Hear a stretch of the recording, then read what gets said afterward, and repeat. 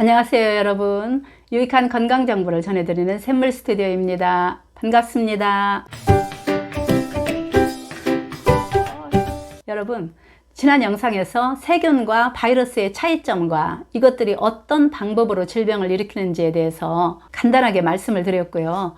오늘은 그 영상에 이어서 바이러스에 대해서 좀 더 자세하게 말씀을 드릴게요. 제가 오래전에 어떤 책에선가 읽은 적이 있는데요. 인류는 전쟁이나 핵폭탄으로 멸망하는 것이 아니라 바이러스에 의해서 멸망할 것이다 라는 내용의 글을 읽은 적이 있어요.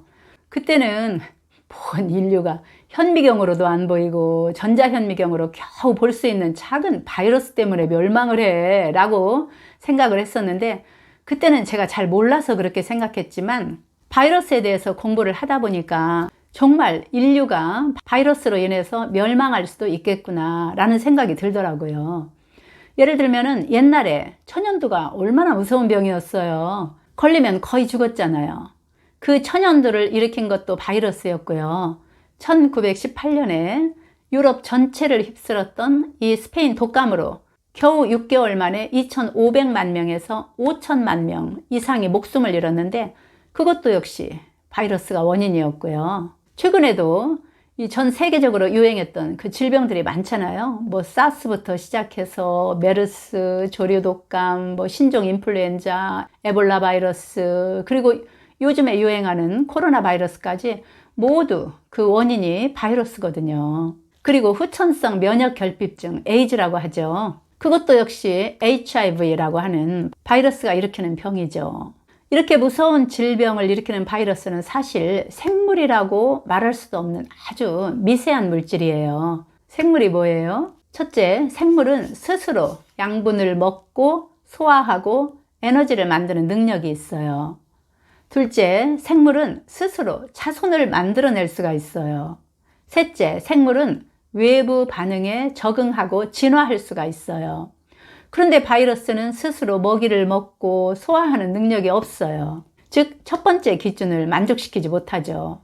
그리고 자기 혼자서는 자손을 복제할 수도 없어요.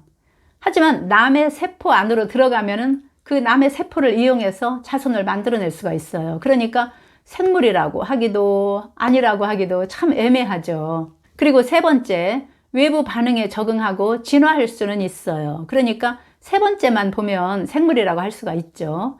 그래서 바이러스는 생물과 무생물의 중간에 있다고 말하는 거예요. 바이러스는 숙주 세포에 들어가서 증식하는 생명체인데, 어떤 숙주에 들어가느냐에 따라서 동물 바이러스, 식물 바이러스, 세균 바이러스, 곰팡이 바이러스, 이게 등등 여러 가지 종류로 분류할 수가 있어요. 그러니까 식물 바이러스는 식물만을 공격하고, 동물 바이러스는 동물만을 공격하고, 세균 바이러스는 세균의 세포 안으로만 들어갈 수가 있는 것이죠. 식물 바이러스가 동물 세포 안으로 들어가서 공격할 수가 없는 거예요. 그리고 동물 바이러스라고 해서 한 개의 바이러스가 모든 동물의 세포 안으로 들어갈 수는 없어요. 예를 들면 박쥐 세포 안으로만 들어가는 바이러스는 사람의 세포 안으로는 들어올 수가 없는 것이죠. 또 사람 몸으로 한 개의 바이러스가 들어왔어요. 그러면 이 바이러스가 자기 마음대로 우리 온 몸을 휘젓고 다닐 수는 없어요. 즉, 들어온 바이러스가 독감 바이러스라면은 오직 호흡기 세포 속으로만 들어갈 수가 있는 거예요. 호흡기 세포에 이 기생 번식하면서 호흡기 세포를 파괴해서 독감을 일으키는 것이죠. 예를 들면 이제 간염 바이러스는 간세포에만 기생 번식하면서 간세포를 파괴해서 간염을 일으키는 것이고, 에이즈 바이러스는 이 T 림프구에 기생 번식하면서 T 림프구를 파괴해서 에이즈를 일으키는 이런 식이죠. 다시 말해서 호흡기 바이러스가 간세포 안으로 들어가서 간염을 일으킬 수는 없다는 거예요. 즉, 간에만, 뇌에만, 호흡기에만 이렇게 감염되는 바이러스가 다 따로따로 있다는 뜻이죠. 쉽게 비유를 하자면 바이러스와 세포를 열쇠와 자물쇠로 비유할 수가 있겠네요. 아무리 내가 열쇠를 가지고 있어도 그 자물쇠에 맞아야만 열리듯이, 하나의 바이러스는 자기와 맞는 자물쇠에 해당하는 그 세포 안으로만 들어갈 수가 있는 거예요. 그렇다면 일단 세포 안으로 들어온 바이러스는 어떻게 수를 늘릴까요? 증식을 할까요?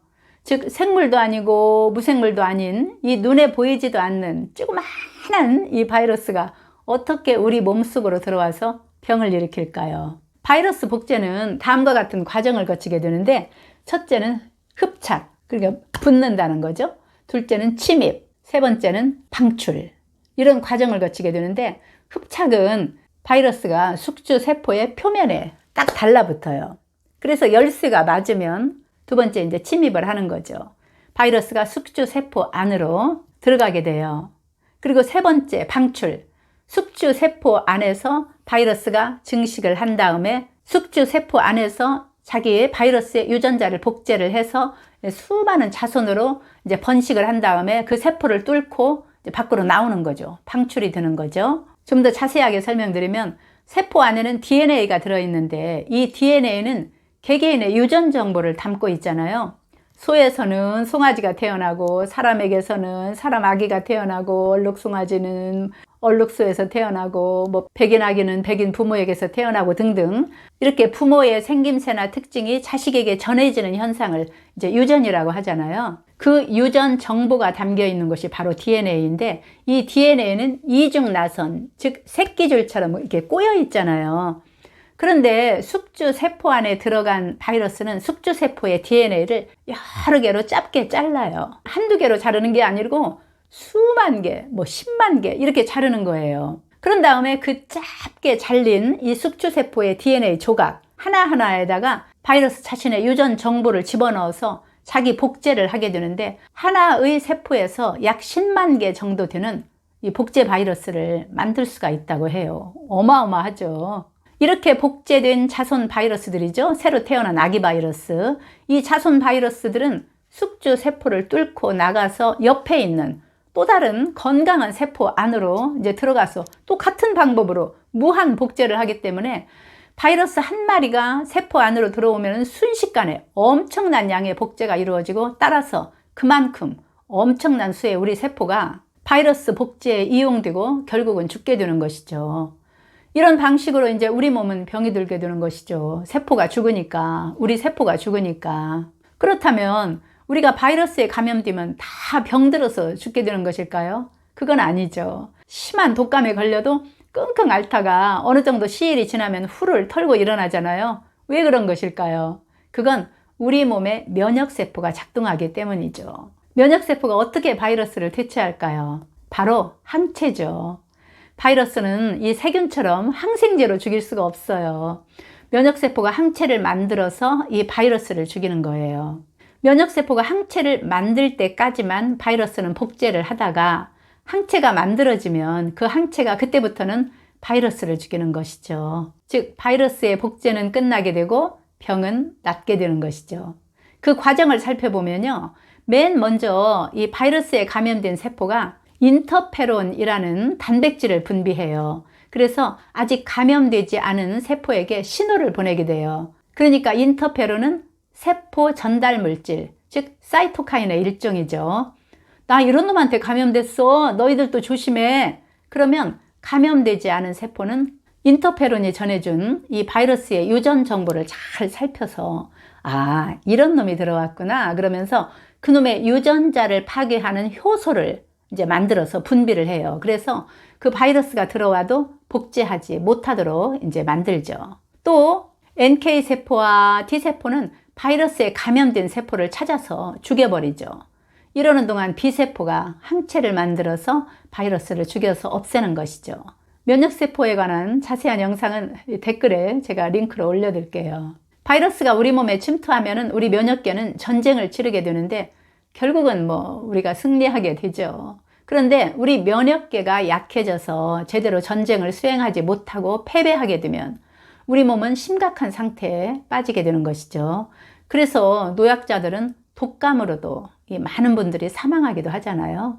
여러분, 바이러스에 대해서 얘기를 하다 보니까 정말 할 얘기가 끝이 없네요.